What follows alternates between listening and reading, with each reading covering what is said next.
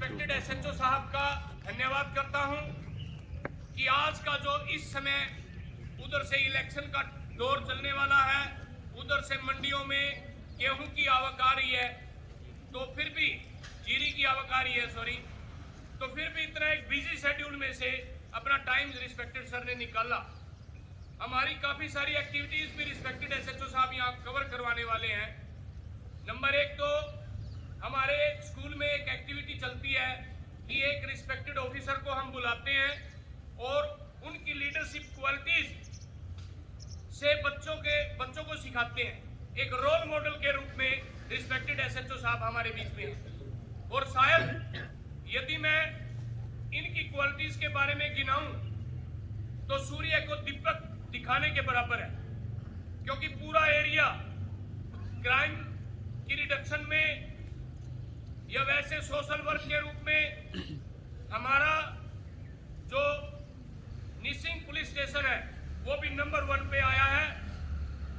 उसके लिए respected SHO साहब बधाई के पात्र हैं। सबसे पहले आप सभी एक होनहार, एक अनुभवी, एक योग्य रिस्पेक्टेड एसएचओ साहब जो ऑफिसर हमारे सामने हैं, उनके स्वागत के लिए, उनके सम्मान के लिए सारे बच्चे जोर से तालियां लगाएं।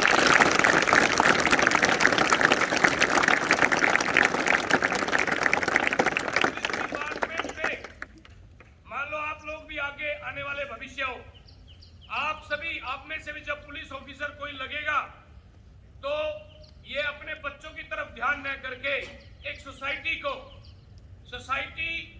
के कह देते हैं ना विप्रोटअप पालन पोषण एक योग्य ऑफिसर ही कर सकता है, क्योंकि उस एरिया में अमन चैन रहेगा, शांति रहेगी, तभी कोई न कोई जगह है, कोई न कोई जो इंस्टीट्यूशन है वो प्रोटअप कर पाता है। तो अभी आपके सामने रिस्पेक्टेड एसएचओ साहब, आपको काफी सारी साइबर क्राइम किस तरीके से रिड्यूस करना है, ये एक्टिविटी हमारी पेंडिंग भी है और मैं बड़ा ही सौभाग्यशाली हूं और मेरा स्टाफ बहुत ज्यादा सौभाग्यशाली है कि एक योग्य और एक पढ़ा लिखा, एक वेल एजुकेटेड ऑफिसर हमारे सामने है। और रिस्पेक्टेड एसएचओ साहब को मैं यहाँ आमंत्रित करता हूँ स्टेज पर कि एसएचओ साहब आए और आपके एक्टिविटी से रिलेटेड कुछ बातें साइबर क्राइम की, यातायात की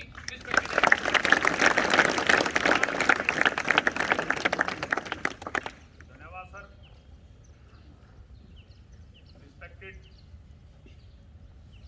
प्रिंसिपल कार्यवाहक आज के श्री जितेंद्र जी,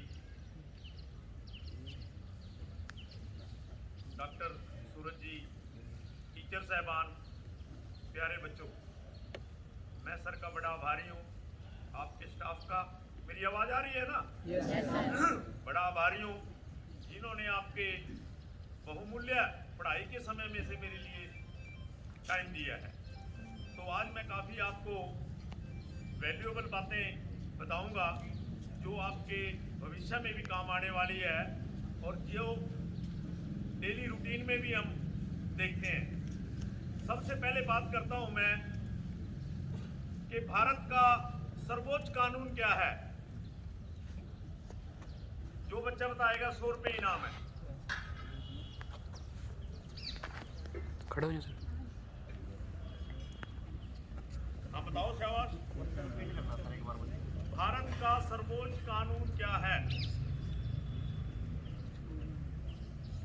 कोशिश करो बेटे बता। कोई बात नहीं, पता सबको है, बताना नहीं चाहते, ठीक है। भारत का सर्वोच्च कानून है भारत का संविधान, कॉन्स्टिट्यूशन ऑफ इंडिया। उसके पैरेलल में बने हैं ना सभी। उसके साथ साथ जो अपराध की बात करते हैं आप, क्राइम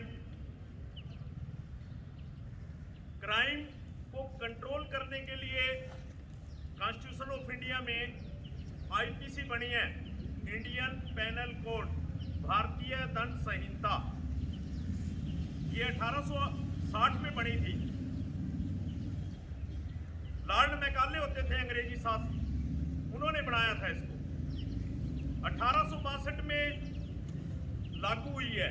कितने साल हो गए हैं, कितने वर्ष हो गए हैं? तब से ये ज्यों की त्यों लागू आ रही है। सबसे पहले बात आती है अपराध कहते किसे हैं, अपराध क्या होता है। अपराध की बहुत परिभाषाएं हैं। कानून के मुताबिक सेक्शन 40 आईपीसी की जो बात करी है मैंने, उसमें अपराध की परिभाषा है। सीआरपीसी में अपराध की परिभाषा है। अपराध शास्त्र में अपराध की परिभाषा है। बहुत ऑथर्स ने अलग अलग डेफिनेशन दी है, परंतु उसका एक कंक्लूजन बेस पे अपराध की परिभाषा है, समाज के बनाए गए नियमों के विपरीत जो काम करता है वो अपराध है। ठीक है ना। समाज के बनाए गए नियमों के विपरीत। आप घर से बाहर निकलते हैं, पड़ोस में जाते हैं, स्कूल में आते हैं, जो बातें आपको समाज अलाउ नहीं करता, बस उसका कानूनी रूप हो गया अपराध। और उसको कंट्रोल करने के लिए आईपीसी में कुल 511 धाराएं हैं। अपराध करने वाले लोग इतने शातिर हो चुके हैं कि उन 511 धाराओं में अपराध का विवरण नहीं है कि कौन सी धारा लगाए। एक से बढ़ के एक अपराध, जैसे ट्रैफिक से संबंधित, मोटर व्हीकल एक्ट से संबंधित, रेलवे से संबंधित, साइबर से, सर ने बताया साइबर से संबंधित, आईटी से संबंधित, इंफॉर्मेशन टेक्नोलॉजी जो प्रेजेंट कर रहे हैं, पॉक्सो के अपराध हो गए, जुवेनाइल जस्टिस के अपराध हो गए, डेली आप पढ़ते हैं, देखते हैं, सभी उनमें।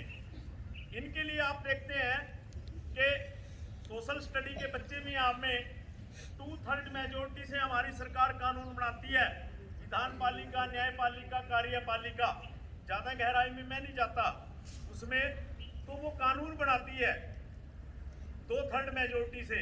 सेंटर के कानून अलग होते हैं केंद्र के, जैसे मोटर गाड़ियों का अब रिसर्च चल रही है, मोटर व्हीकल एक्ट, नशे का एनडीपीएस एक्ट, साइबर फ्रॉड जो घर बैठे बैठे लूट रहे हैं, छत्तीसगढ़ से उधर से ओटीपी नंबर बता देते हैं, आपको लुभावना वायदा दे देते हैं, आप चाव में आकर के लैटरी निकल गई आपकी, वो नंबर बता देते हैं और वो आपके सारे पैसे वहां पे निकाल लेते हैं।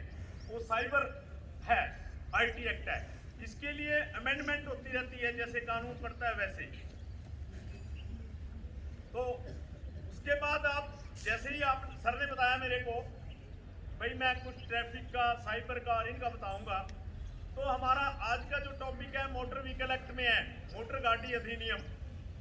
ये 59/1988 में बना है, एक्ट नंबर 59 है। 1988 के अंदर इतने कानून बने थे, उसका सीरियल नंबर 59 है।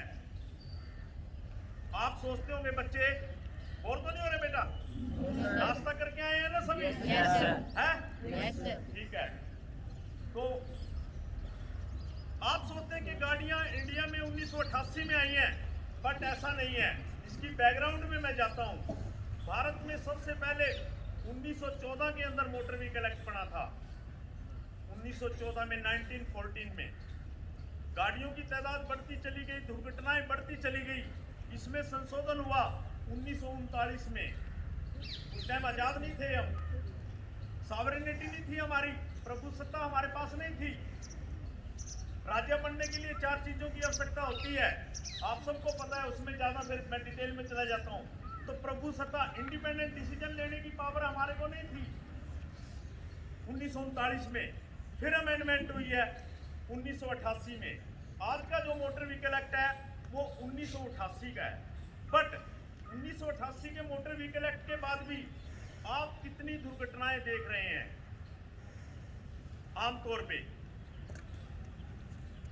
सुबह उठते ही जब आप न्यूज़पेपर पढ़ते हैं, टीवी खोलते हैं, सारी चीज देखते हैं, लोग को खून से लथपथ मिलते हैं, चारपाई पे पड़े, हॉस्पिटल में पड़े हैं। मतलब जो दूसरी बीमारियां हैं, कैंसर है, स्वाइन फ्लू है, ये कोविड की बीमारी से हम अभी निकले हैं, कितनी डेंजरस बीमारियां थी, सबका इलाज है, सबके लिए हॉस्पिटल बने हुए हैं, है ना इलाज। इतनी खतरनाक चीज में भी इंजेक्शन लग के इलाज हो गया, कोई ज्यादा दिक्कत नहीं आई। सफर तो करना पड़ा, परंतु जो ये रही है दुर्घटना, एक्सीडेंट, इसका कोई इलाज नहीं है, लाइलाज है। इसका एक ही इलाज है, अवेयरनेस। अगर हम अवेयर रहेंगे और एक स्वस्थ आदमी 98.4 डिग्री फ़ारेनहाइट जब सड़क पे निकलता है, घर से बाहर जाता है, आता है, तो आप देखते हैं अकेला दीपक होता है, अकेली बच्ची होती है, किस तरीके से दुर्घटनाओं में मारे जाते हैं। इनके अगर आंकड़े की बात करूं आपको, 1,40,000 लोग, 13 लाख लोग वर्ल्ड में हर साल मृत्यु हो जाती है। वर्ल्ड में हम 10% की बात करें, 10% व्हीकल्स हैं और हमारे पास 1% है, परंतु एक्सीडेंट में हम नंबर 1 पे हैं। 24 घंटे के अंदर 1 घंटे में 15 आदमियों की डेथ हो रही है। अगर 24 आवर में 15 से गुणा करें, 360 आदमी घर नहीं जा रहे डेली, जो घर से बाहर निकलते हैं। कोई बाहर पता नहीं कहाँ गायब हो जाते हैं। कितनी दुर्घटनाएं होती हैं। दुर्घटना का मतलब एक्सीडेंट में टक्कर से नहीं है, दुर्घटना का मतलब बहुत है। इंसान की सारी चीजें दुश्मन होती हैं। खाना खा लिया, वो भी दुर्घटना है, पॉइजन, फूड पॉइजन बढ़ जाता है। बाथरूम में गए, पैर फिसल गया, वो भी एक्सीडेंट है। किसी खड्डे में गिर गया, वो भी एक्सीडेंट है। कोई पशु आ गया, कुत्ता आ गया, किस टाइप के एक्सीडेंट है। मतलब ये सारी चीजें दुर्घटनाएं हैं और ये इनका क्या इलाज है, अवेयरनेस। मोटर व्हीकल एक्ट 1988 का एम क्या है, सड़क पर घटने वाली घटनाओं को रोकने के लिए और यातायात के नियमों का पालन करने के लिए बनाया गया है। पूरे भारतवर्ष में लागू है। कितने राज्य प्लस केंद्र प्रशासित प्रदेश हैं? 29 है, 28 है? एक और बढ़ गया ना जम्मू कश्मीर में। हाँ, सभी राज्य प्लस केंद्र प्रशासित प्रदेश में एक ही मोटर व्हीकल एक्ट है। हेलमेट कहीं पहनेगा तो पूरे स्टेट में, चाहे यूटी में कहीं जाएगा, वही नियम लागू है। उसके बाद धारा 1 ही पूरे भारतवर्ष में लागू है।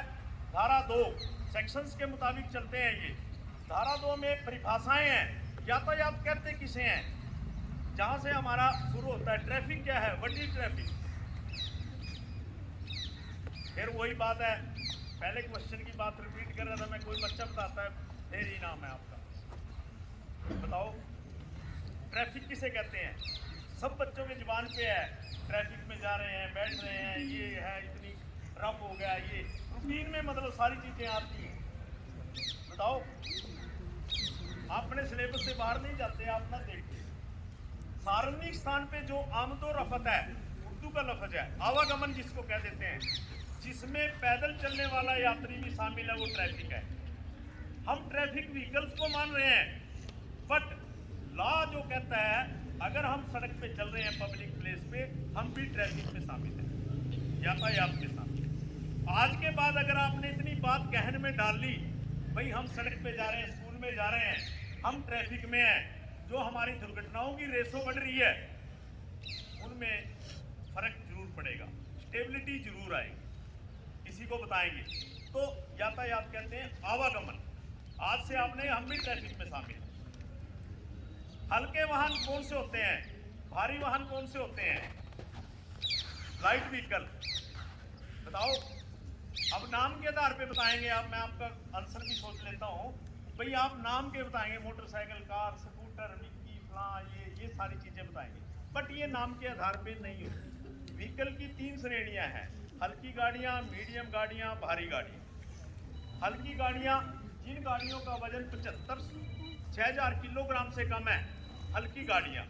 6,000 और 7,500 के बीच में मीडियम गाड़ियां, 7,500 से अबाउट हैवी गाड़ियां।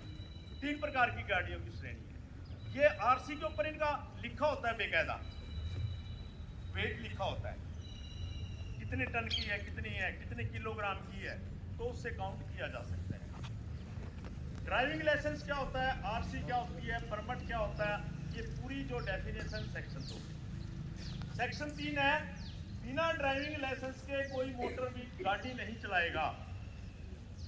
18 साल से ऊपर कितने बच्चे हैं? कोई नहीं है। लाइसेंस कितनों के पास है?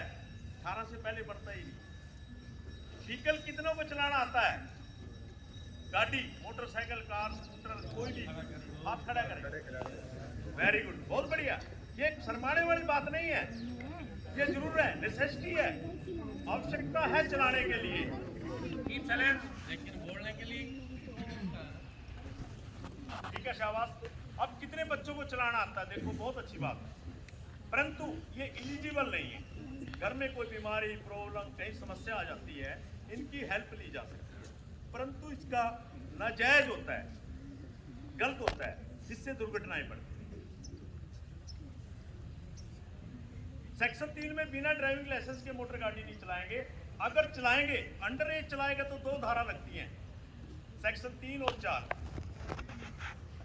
और उसमें फाइन है एट दिस टाइम, 1000 रुपए फाइन लगता है उसमें, दोनों में, अंडर एज बच्चा अगर चलाता है। सेक्शन 4, उम्र निर्धारित की गई है, 16 साल से कम उम्र का कोई व्हीकल नहीं चलाएगा।